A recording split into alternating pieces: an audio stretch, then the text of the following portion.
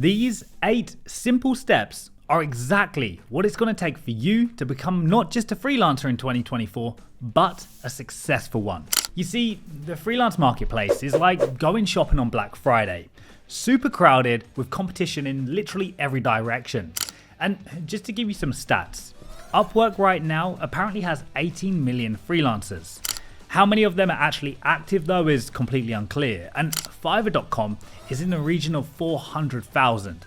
Now it sounds like a lot because frankly it is, but by following the process I'm about to set out, you won't be needing to worry about those numbers. And if you're sitting there right now with the feeling that you've got nothing to offer if you were to start freelancing, then you'd be wrong. And I'm now going to show you just how easy it is to find a service that you can offer. Step 1, identify your secret sauce. Alright, this is probably the hardest part for most of you, but it's got to be done in order to move to step 2. We need to figure out what makes you uniquely awesome. And this is not something that's just going to take 5 minutes to figure out. So let's instead identify your skills and interests. And these can be more basic than you might think. For example, let's say you work in a corporation and you know how to use Microsoft Excel. That right there is a skill that you can sell that a lot of people are still struggling with. Or another way to do this is to just look around your home and see what equipment you already have. Maybe you've got a professional camera or even a really nice aesthetic looking home. Then you could think of content creation, whether that means product footage, UGC videos, or all out spokesperson gigs. Just take a moment after this video to write down your skills, both from your professional life and your hobbies. And no matter how simple they might seem, write it down. Even, get this, if you speak another language, that's actually a skill that you can sell. Step 2, sharpen your skills. Alright, you should have now identified your secret sauce, meaning it's time to level up your skills. Now, I'd suggest to do some research to see what other freelancers are offering within the skill set that you want to offer and make sure that you're on par with them. Now, once you can offer the same, think about what else you can offer in order to make your services stand out and look more attractive than the others.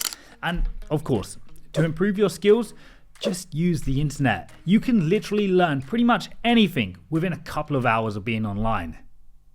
Step 3, craft your freelance menu. Now, it's time to decide what you're going to start offering to potential clients. This is where you define your services and create your unique offering. Now, are you going to specialize in one area, like being the go-to guru for email marketing, or will you offer a variety of digital services? This decision is truly yours to choose, but niching down can often lead to higher profits. And personally, I always recommend to become the go-to person for a specific skill. And yes, you can still branch out into other areas, but generally, those other areas should have some connection to your main offering. For example, your main offering is, let's say, website design. So you can also offer SEO services and even Google Ads services.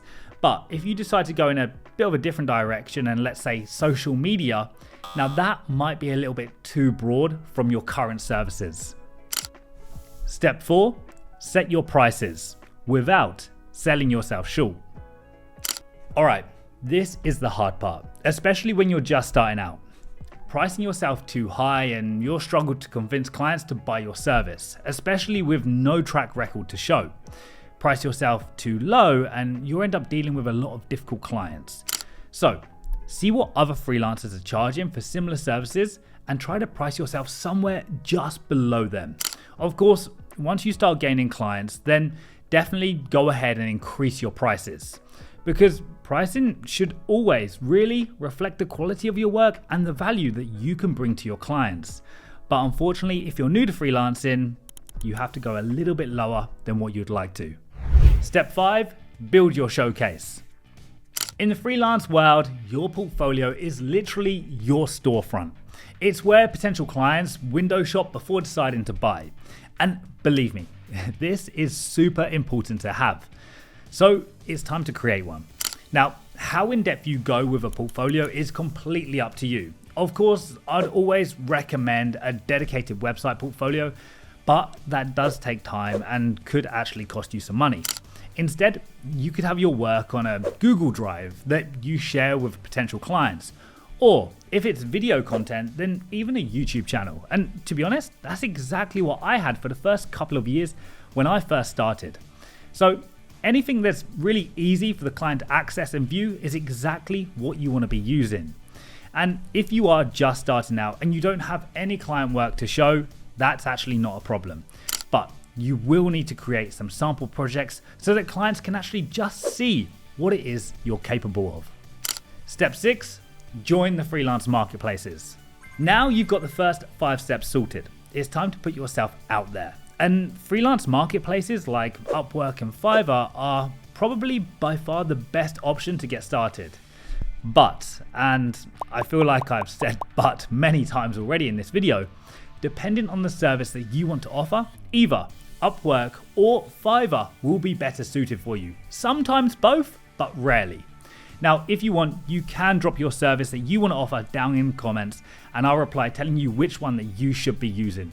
Because honestly, there's nothing worse than setting everything up just to realize actually that this is not the right platform that you should be using. Also, quick pro tip, don't put all your eggs in one marketplace basket. Now, gaining clients outside of these marketplaces too is definitely a key to creating long-lasting income.